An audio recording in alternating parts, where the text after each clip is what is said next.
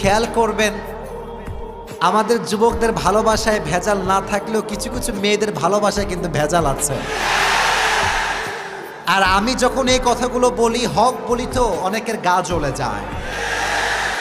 আমার কথা একটা, আমি যুব সম্প্রদায়কে ভালোবাসি। এদেরকে কোনো মেয়ে ছ্যাঁকা দিবে, ব্যাকা করবে, গাদ্দারি করবে, সবাই চুপ থাকলেও কিন্তু আসিফ চুপ থাকতে পারবে না এখানে।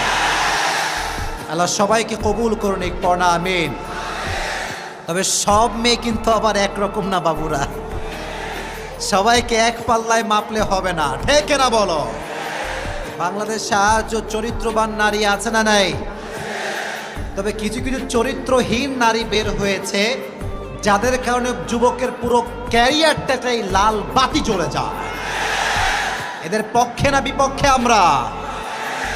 তবে যুবকরাও কিন্তু আবার কম না।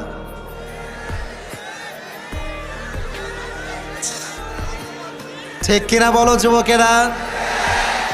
কিছু কিছু যুবক আছে 3-4টা প্রেম করে, মেয়েদের জীবনকে ধ্বংস করে দেয় এরা। এদেরকে